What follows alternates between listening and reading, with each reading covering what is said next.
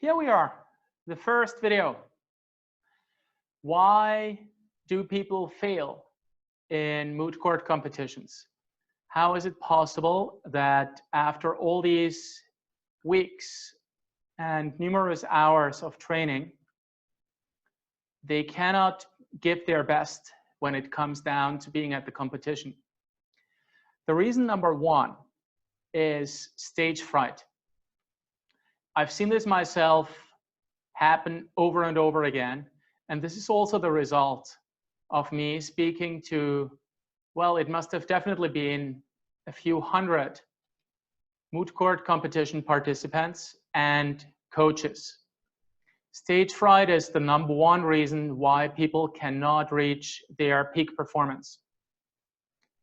I don't know if it applies to you or not. You may have been fully confident in all practice matches. You may have been fully confident in all pre-moot competitions. However, when you finally come to the real competition, what is now an online competition, you may realize that you do suffer from stage fright. And when that happens, your performance cannot be the best. So what should you do? If you read the book, Mooting to Win, you will see that there are 3 chapters. One of them is you should establish a routine early on. It's too late for that because Vienna is going to take place starting from today, or rather from tomorrow. Tonight is just a launching event. From tomorrow, there will be the real matches. You cannot establish a routine at this point. What you can do, and what is the number one advice on how to overcome stage fright, is to control your breathing. Now that may sound very basic, very simple, but through our breathing, we actually control our entire body. When you breathe really fast, you start speaking like this. On the contrary, when you breathe slowly, like I'm doing now, you're also speaking more slowly. And in fact, you may even take the view that I'm speaking too slowly and you would like me to speak faster. By the way, the reason I'm doing that is, and please understand, there are many moot court competitions participants out there whose English is not perfect. And if someone speaks very fast, it's hard for them to understand. This is why I intentionally slow down my voice. So how can you control your breathing? There are numerous techniques and tips and advice out there. The best one, in my view, is Dr. Weil's 4-7-8 technique. Let me repeat that, 4-7-8. So what does that mean? Step number one, the 4 step, is you close your mouth and you inhale, meaning you breathe in quietly through your nose through a mental count of 4. So you don't say anything. You don't say 1, 2, 3, 4 and you breathe in. I mean, in fact, when you do that, you cannot breathe in because when you speak, air is coming out of your mouth. But you breathe in quietly through your nose through the count of 4, like this. How long should your counts be? Well, it depends. If you do this whole exercise often, you can make the counts very long. If you don't do it often, your counts must be shorter. It's for you to find out. So this is step number one. Breathe in quietly through your nose, not your mouth, through the count of 4. Step number 2. Hold your breath for the count of 7. Remember, it's called the 4-7-8 and then 8 technique. So this is why 7 is the next step, and you hold your breath. Breathing in to the count of 4 is not hard in the sense that even if your counts are very long, you will still manage. But if your counts are the same length, and they should be, you may get into trouble if they were too long when you breathe in. You may be like, when you get to 5 because you're running out of air. So try to, find what is the right count for you. So this is step number 2. Step number 3, exhale, meaning breathe out completely, meaning you don't leave any air in your lungs. And you do it through your mouth now, making a whoosh sound. What is that, a whoosh sound? Your tongue, and this is the fun part, and I hope you laugh at me with me because it's very funny when you do this for the first time, but trust me, it really helps. The tip of your tongue, so this part, it should touch the back of your top's front teeth. That's how you breathe out, and you open your mouth and it makes a sound. And it looks very funny, right? Whenever I advise people to do that, to calm down, they start laughing. And laughing is great. Actually, humor is a great way to calm yourself down. So if you do this in a group and you actually don't manage to do it properly, it will still calm you down. That's not the purpose of the exercise, because the purpose of the exercise is that you really do the exercise. But even if all you do is laughing, that's still good. So again, to repeat it, you breathe out to the count of 8. It's through your mouth. And when you do that, there will be a funny sound. And of course, it looks funny as well. These 3 steps, 4, 7, and 8, are one breathing circle. And you go back and you start it again from breathing in through your nose, not your mouth, but your nose. How often should you do that?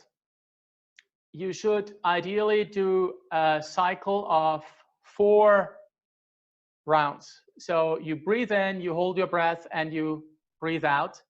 That's one cycle, and you should do 4 of those. Try it out. I'm sure you will have great fun doing it. You will laugh. And as I said, this alone is going to calm you down. But I'm sure you will also see the effects. If you are just a little bit serious about it, you will notice that it's going to calm you down. And this is going to help you tremendously to not be too scared or too anxious, too nervous when it comes to the pleadings at the Moot. Okay, I promised there would be 3 tips, and the routine part does not work. So tip number 1 is the breathing. What's tip number 2? When you look at literature on psychology on how to overcome stage fright, one of the most recurring themes or pieces of advice is that you shift the focus. What does that mean? What you should do is you shift the focus from yourself, which usually means you are worried, you are frightened, you are scared, you're nervous, and you shift it to your true purpose. What is your true purpose? Your true purpose is what you're trying to achieve in this competition. You are doing this competition because you really enjoy doing it, because you want to have fun, because you want to learn something. This is your focus. So do not think too much about yourself. Do not worry about yourself. Focus on something else. Focus on the true purpose. When working with moot court competition participants, I noticed that a lot of them said, I know what you're saying, Harold, but I just cannot get this picture out of my head. I'm just too worried about what may go wrong. This, of course, is a legitimate fear. We all worry about things that may go wrong. And it limits us because fear is always a limitation. Keep in mind that when you act in a moot court competition, a lot can go wrong and there's nothing you can change about it. All you can do is to prepare yourself the best possible way so that nothing goes wrong. So if you worry too much about what can go wrong beforehand, you are setting yourself up for failure. What I recommend to moot court competition participants is to, instead of focusing on what can go wrong, to keep in mind one of, if not the best performance they ever gave prior to the real competition. Now, I'm not saying focus on your perfect performance. This is going to be very difficult because there is hardly any perfect performance. But I'm sure you will keep in mind this one time, or maybe several times, when you just were outstanding and everything was flowing. It was just perfect what you did. It seemed like you couldn't do any better. Visualize that. Think back of that. That's a very positive picture of something you did, what you are about to do a few minutes later. If you have this positive picture in mind, you are setting yourself up for success instead of setting yourself up for failure. All of what I've mentioned so far is what happens before you enter the room, which now does not exist anymore. Now it's before your tribunal sees you, before the video is switched on, before everyone is connected. Once everyone is connected, the setting changes.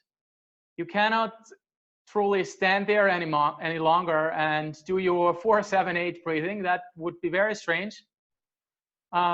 You cannot, I don't know, sit there, hold your head, and focus on your positive picture. That changes. The setting is different. What I noticed with moot court competition participants is that many times, once they enter the room, which in your case is once the video gets switched on, not only the environment changes, but something in their head changes, and they get very worried. This is because very often they see the judges, the arbitrators in your case, not as friends. They see them as someone who may give them a very bad score. If you're doing that, you're again setting yourself up for failure. What you must do is see them as friends. Think of them as someone who is there to assist you, someone who wants to give you the best possible score. And trust me, while there are some mean arbitrators out there, let's be honest about this, the vast, vast, vast majority of arbitrators wants you to look good. No one acts as an arbitrator in order to make you look bad. No one wants to do that. So really see them as friends, not as enemies. Something else you can do and should do from the moment the video gets turned on is that you change your posture. Put on a very self-confident, self-assured posture. And when you remain warm and open, this is also something that is working very well against your stage fright. So this is what you can do once the video gets turned on. If you still suffer from stage fright after your match, that's unusual, but it may happen. The usual case is the moment the match is over, at the very latest, you relax. Everything is fine. You finally made it. And very often during the feedback session already, when the arbitrators give you their feedback, You will feel much more confident, much more relaxed, if it was a problem before. So when that happens, that you still have stage fright after your match because you're already worried about your next match, then I recommend you do the steps you would ordinarily do before the match. Not once the video gets turned on, but before the match. I'm sure this will help you in your preparation, and I'm sure you will manage to greatly overcome your stage fright by following those few pieces of advice I've given you. I wish you all the very best for your matches, and I'm sure you will do a fantastic job.